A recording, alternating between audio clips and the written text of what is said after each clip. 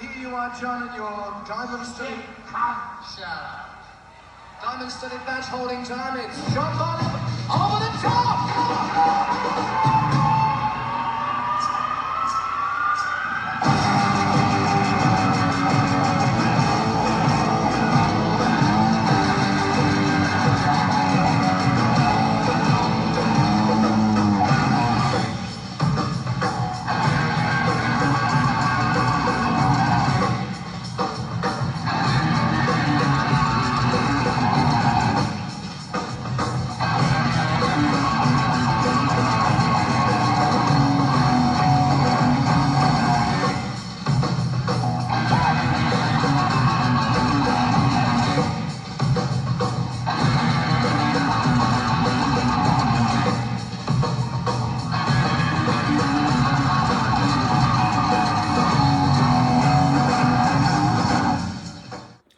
Hey, Zeppelin Universe, what is up?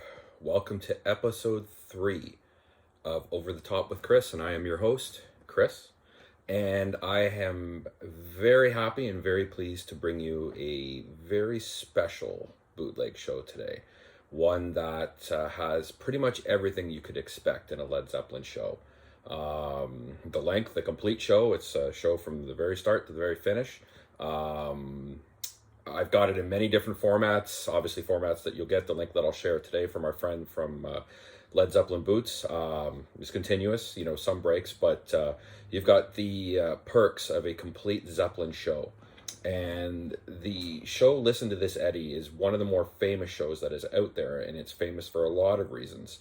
And we'll cover a lot of that today, but this one, over the balance of 30 years, is probably one of my top 3 favorite shows, just based on the era, the show, the set list, and incredibly, if you can believe that, the sound. Yes, the sound, and I will cover that. So without further ado, I'd like to get started with episode 3, Listen to This, Eddie. And if we look at Listen to This, Eddie, many different tours, many different factions, and many different inceptions of Led Zeppelin, and I've covered that in some previous ones. But personally, my favorite tour was the 1977 tour, and some would say ill-fated, some would say doomed. There's been a lot of conjecture, there's been a lot of rumors, and there was just a lot of bad luck that happened on this tour. But notwithstanding a lot of that stuff, if you've read Stephen Davis's Hammer of the Gods, and if you haven't, you should go out and get it. But the 77 tour was cut short during the US part of the tour due to the death of Robert Plant's son, Carrick, who died of a rare illness, I believe when he was maybe 4 or 5. He might have been older, but I believe he was very, very young.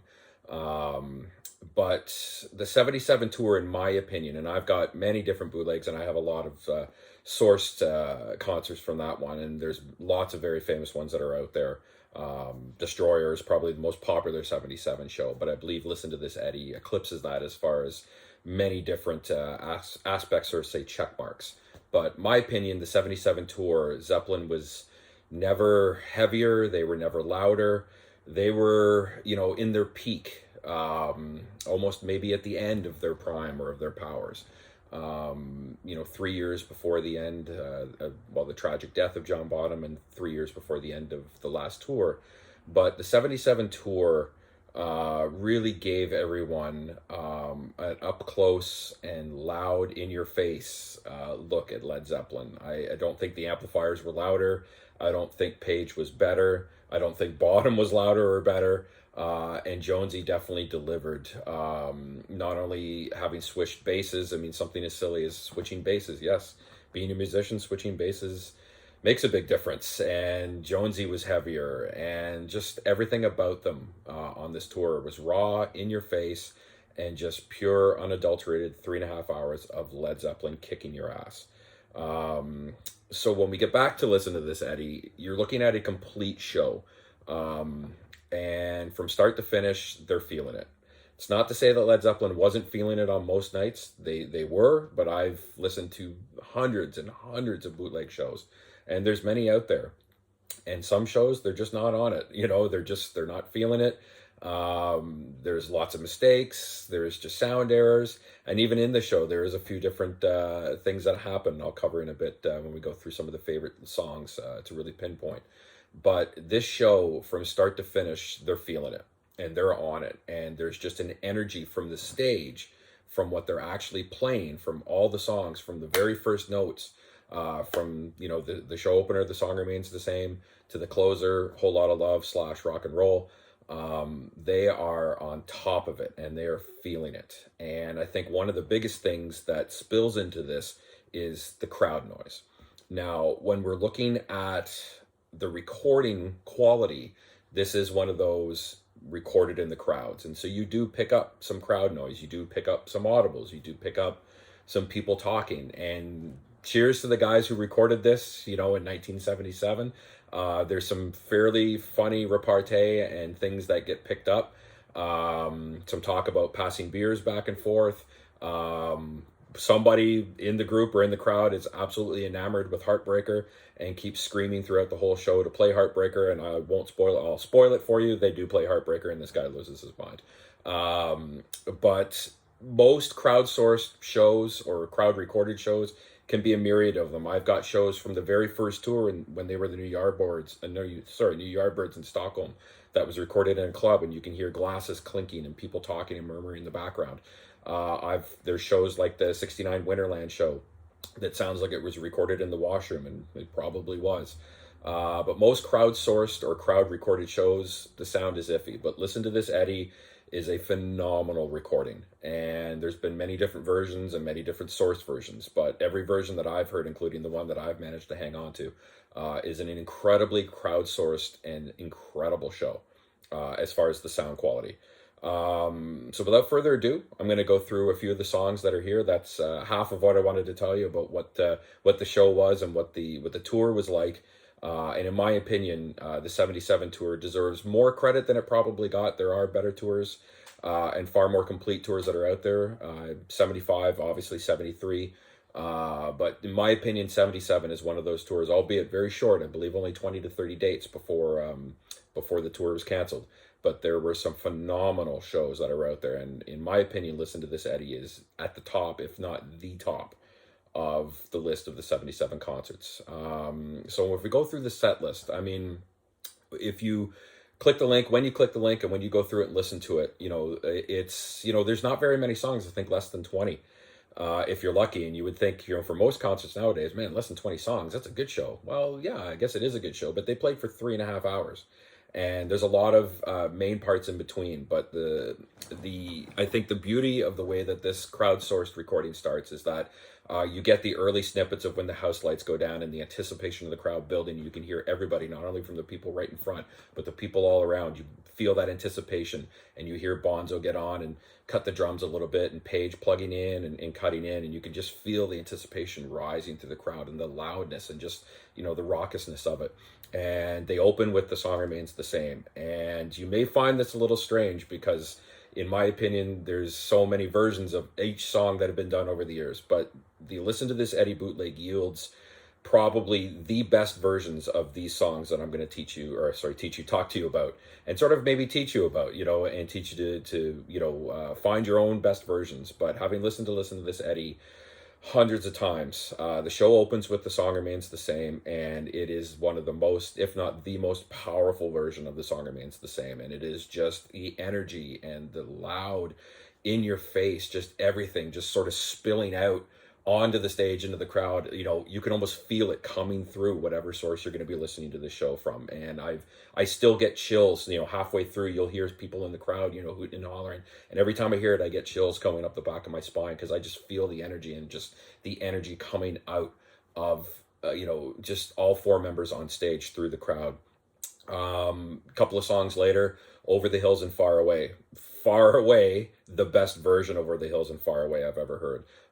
So many different versions over the years, but this version is just incredibly loud, but incredibly intense. And Page's solo is one for the ages. Like I said, they're feeling it. This show has got it from top to bottom. They're just on top of their game on this show. And the version of Over the Hills and Far Away, no question, the best version I've ever heard, which spills into the next song, Since I've Been Loving You.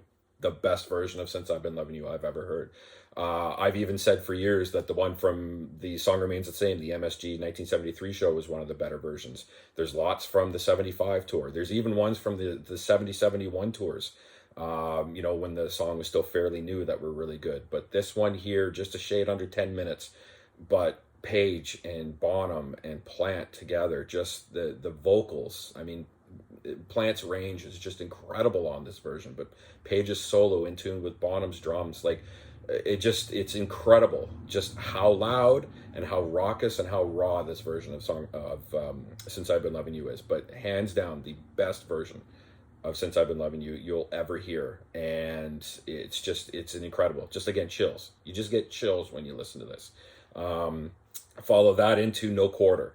And I know, maybe you guys over time may not have patience for 30-minute versions of songs, but the way Dazed and Confused dropped off the 77 tour and became a version of a song I'll pick up in a couple of seconds.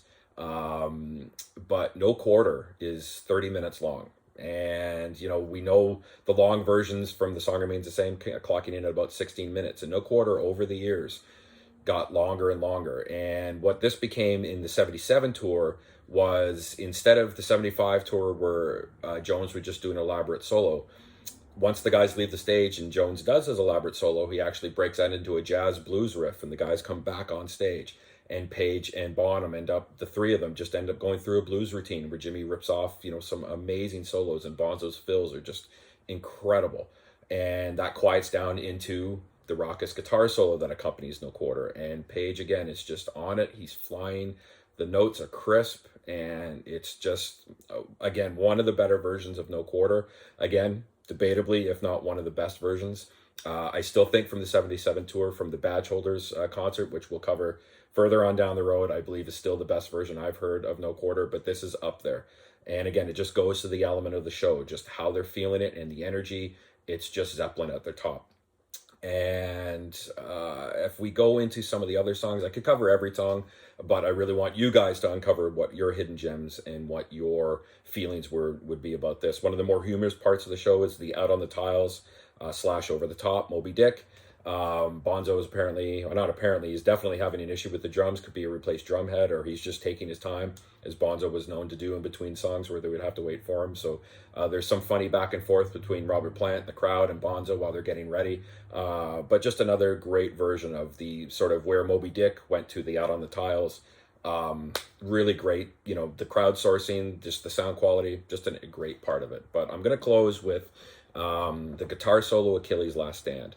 And so over the years, Dazed and Confused became Page's solo part. Every member of the band would have a unified solo part. John Bonham with Moby Dick, Jones with the No Quarter. Plant, obviously, his vocals ran through it, and Page would always have his solo partition within Dazed and Confused. But Dazed and Confused dropped off the set list in 1977 and actually never made it back onto any future tours between the 78 warm-up, 79 Nebworth, and then when we talk the tour over Europe in 1980.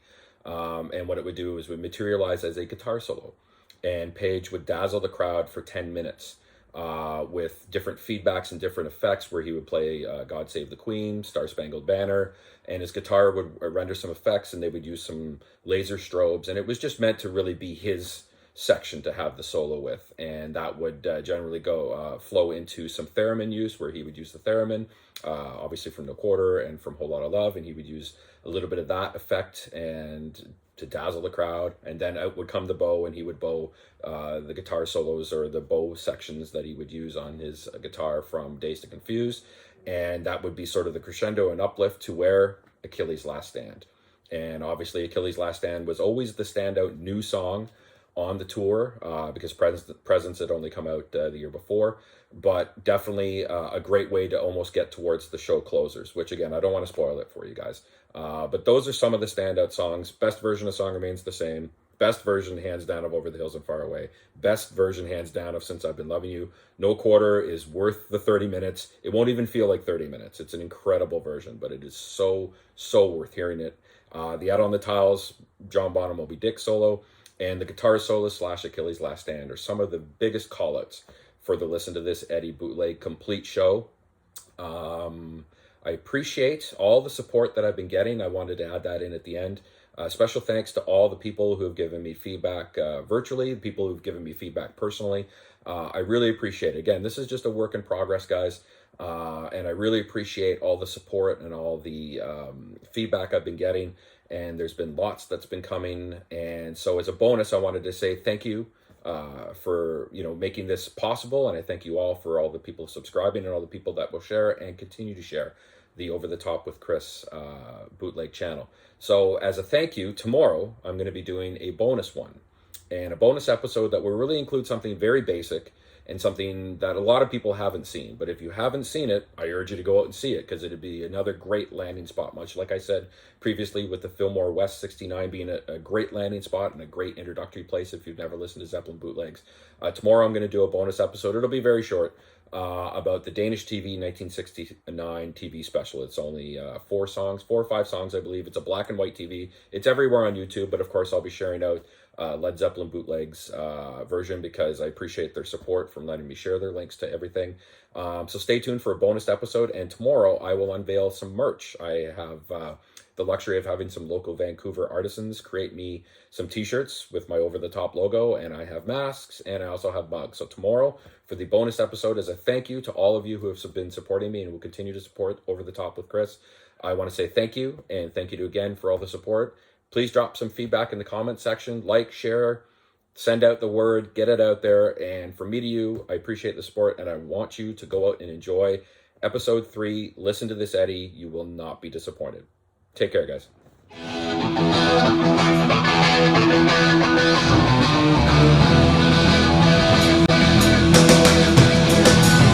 You need cooling, woman, I ain't fooling. I'm gonna send you back to school, way down inside. Woman, you need love. I'm gonna give you my love. I'm gonna give you my love.